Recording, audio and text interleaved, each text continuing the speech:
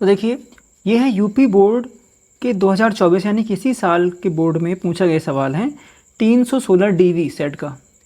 English में जो हिंदी से इंग्लिश में ट्रांसलेशन आता है तो वो है पूरा यहाँ से यहाँ तक। मैंने हर एक सेंटेंस को अलग अलग कर दिया ताकि मैं आपको आसानी से इसको समझा पाऊँ।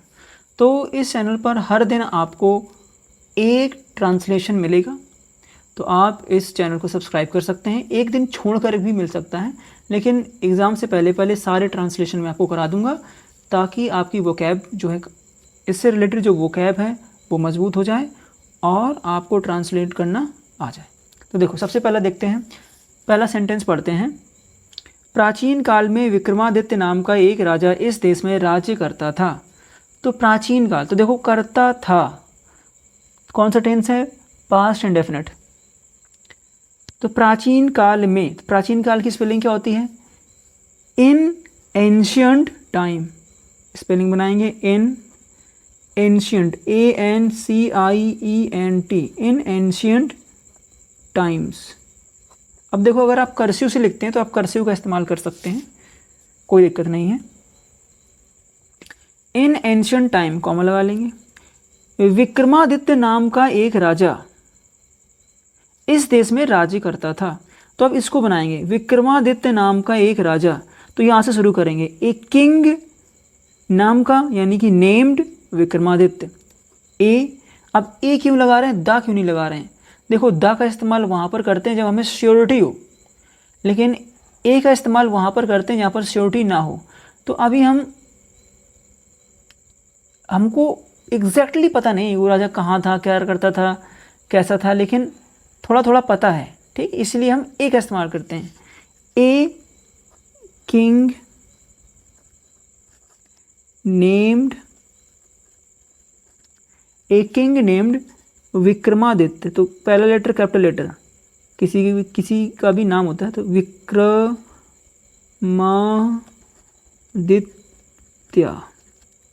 In ancient time a king named Vikramaditya.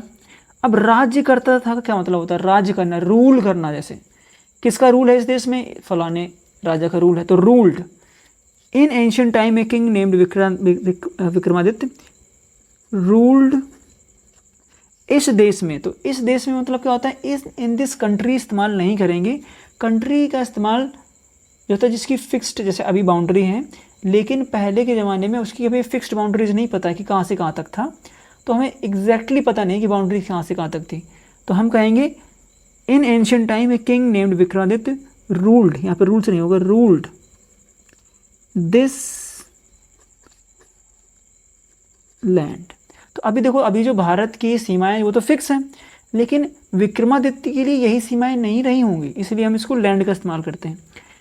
In ancient time a king named Vikramaditya ruled this land. तो इस तरीके से आप इसको बना लेंगे, तो समझ में आ गया होगा, ठीक है। ऐसे ही धीरे धीरे आपको समझना है। वह बड़ा न्यायी राजा था। तो सबसे पहले देखेंगे पास्ट इंडेफिनिट टेंस है, था, या सिंपल पास्ट है, ये पास्ट इंडेफिनिट नहीं, ये सिंपल पास्ट है। तो सबसे पहले बनाएंगे वह की, करता, यानी कि वह, ही, फिर था, ही जो है एक वचन करता है तो इसके साथ लगेगा was. He was a great, he was a great, बड़ा, बड़ा मतलब बिग नहीं होगा यहाँ पे, ग्रेट बड़ा, पर्सनैलिटी की बात हो रही है, बड़ी पर्सनैलिटी है। ही वॉज ए ग्रेट, न्याय का मतलब होता है जस्ट। अब जस्ट यहाँ पर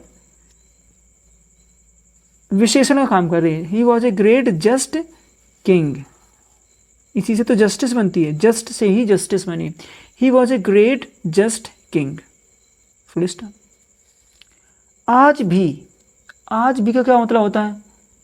इवन टुडे, आज भी लोग उसके न्याय की प्रशंसा करते हैं। पीपल, तो यहाँ पर करते हैं पीपल, PEOPLE, पीपल, प्रशंसा, प्रेज, प्रेज, PRAISE, प्रेज, और एस और जोड़ देंगे। पीपल प्रेजेस हिज न्याय, justice, even today, even today, full stop. आज भी, even today, people praises his justice even today. एक दिन कुछ लड़के एक गांव के पास एक जंगल में खेल रहे थे। अब ये सेंटेंस आपको ध्यान से पढ़ना है। तो देखो, लड़के कहाँ खेल रहे थे? जंगल में खेल रहे थे। एक जंगल में खेल रहे थे। कहाँ था वो जंगल? कहाँ था? एक गांव के पास था। यही चीज़ आपको ध्यान देनी है। गांव जो था वो जंगल के पास में था। बच्चे जंगल में खेल रहे थे, वो जंगल गांव के पास था। और कौन खेल रहा था? कुछ लड़के। तो एक दिन की सबसे पहले यहाँ पर बनेगी वन डे। एक दिन कुछ लड़के, तो some boys. One day some boys. अब कौन सा टेंस है यहाँ पर? रहा था, रही थी, रहे थे। Past continuous tense. One day some boys. अब वन लगा है तो यहाँ पर वाज मत लगा देना। जो सब्जेक्ट है यहाँ पर ये है बॉयज, बच्चे, लड़के। तो यहाँ पर लगेगा were. One day some boys were. अब क्रिया क्या है? खेलने की। तो playing, were playing. One day some boys were playing in a jungle. जंगल की जगह आप फॉरेस्ट भी इस्तेमाल कर सकते हैं, जो भी आपको मानो। इन ए फॉरेस्ट नियर, कहाँ? एक गांव के पास, नियर ए विलेज। तो इस तरीके से आप इसको बना लेंगे। देखो कितनी आसानी से सेंटेंस बन चुका है। बड़ा सेंटेंस है लेकिन आपने इसको छोटे छोटे टुकड़ों में टूट लिया। तो कैसे टूटा? एक दिन कुछ लड़के खेल रहे थे, एक जंगल में खेल रहे थे और गांव के पास। और यहाँ पे यहाँ से सहायक क्रिया मिल गई वर, बस बन गया। वहाँ उन्होंने एक मिट्टी का ढेर देखा जो पत्थर से ढका था। तो वहाँ देयर, तो यहाँ से शुरू करेंगे देयर। उन्होंने एक मिट्टी का ढेर देखा। देयर, उन्होंने का मतलब दे, ढेर सारे बच्चे हैं तो दे सॉ। इतना तो हमको पता ही है। There they saw. अब क्या देखा? एक मिट्टी का ढेर। एक मिट्टी का ढेर की स्पेलिंग क्या बनेगी भाई? अब पाइल बिन होता है, पाइल बिन होता है जब पाइल, ऐसे जो पाइल होता है उसको हम कहते हैं ढेर। और किसका ढेर है? मिट्टी का। तो यहाँ पर सॉइल इस्तेमाल नहीं होगी। सॉइल तो वो होती है जिसमें हम बोते हैं। ये कोई भी ऐसे धूल धक्कड़ कंकड़ पत्थर का ढेर है तो उसको हम कहते हैं डर्ट। डस्ट भी इस्तेमाल नहीं करेंगे, डर्ट। तो धूल जिसमें कंकड़ पत्थर मिले हो तो उसको हम डर्ट कहते हैं। There they saw a pile of dirt. तो डर्ट और डस्ट में आप इस्तेमाल अंतर समझ लीजिए, ठीक है। डस्ट क्या होती है? महीन महीन महीन जो उड़ती है ना, जैसे आप रास्ते पर जाते हैं तो जो उड़ के आती है वो होती है आपकी डस्ट। डर्ट क्या होती है? डर्ट जो होती है वो कहीं भी आप अगर खोद देंगे कुछ तो जो भी निकलेगा मिट्टी उसको हम डर्ट कहते हैं। उसमें कंकड़ पत्थर कुछ भी मिला हो सकता है। There they saw a pile of dirt, जो पत्थर से ढका था। विच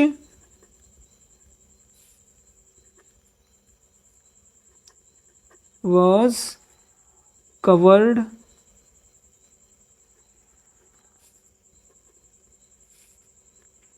with a stone. There they saw a pile of dirt which was covered with a stone. एक पत्थर से ढका था। ठीक है, अगला देखेंगे। उनमें से एक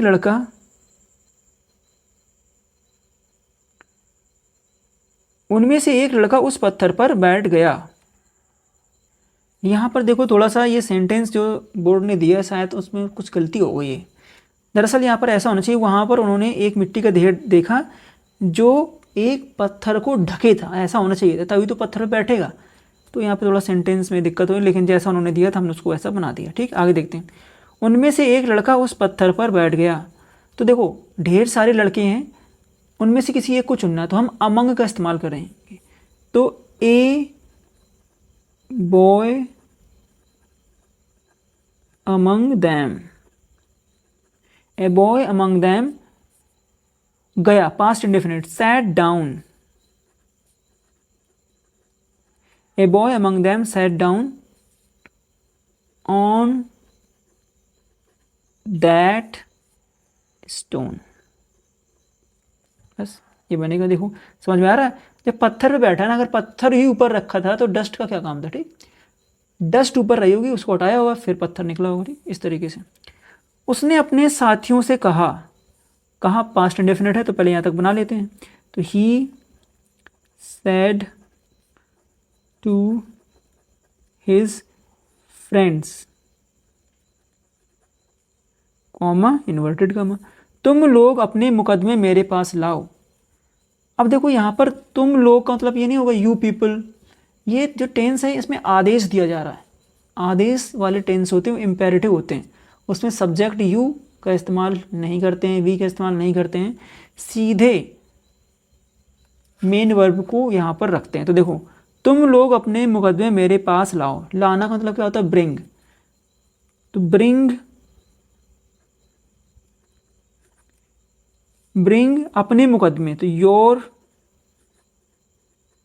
तुम की अपने बनेगी your, bring your cases, yes, मुकदमे को इंग्लिश में कहते हैं केस, तो मुकदमे क्या हो जाएगा, cases, bring your cases to me. अब नियर मी नहीं लाएंगे कि मेरे पास लाओ, नियर मी, नियर तब इस्तेमाल करेंगे जब कोई फिजिकल वस्तु उसके पास लेके जा रहे होंगे। Bring your cat near me, यहाँ पर ये मानसिक बात है ना, कोई इसको अफिजिकल, ये मतलब अनफिजिकल वस्तु है, ये नॉन फिजिकल वस्तु है, अफिजिकल नहीं इस्तेमाल, सॉरी नॉन फिजिकल यूज किया जाता है, नॉन फिजिकल सही वर्ड है, तो नॉन फिजिकल वस्तु है मुकदमा, तो इस वजह से यहाँ पर bring your cases to me, full stop, मैं न्याय करूँगा, आई विल डिलीवर जस्टिस। जब भी जस्टिस आए कि मैं न्याय करूँगा, तो न्याय जो होता है वो डिलीवर किया जाता है, न्याय देना मतलब न्याय डिलीवर करना, तो हमेशा याद रखना जब भी न्याय देना हो तो न्याय को डिलीवर किया जाता है, ठीक।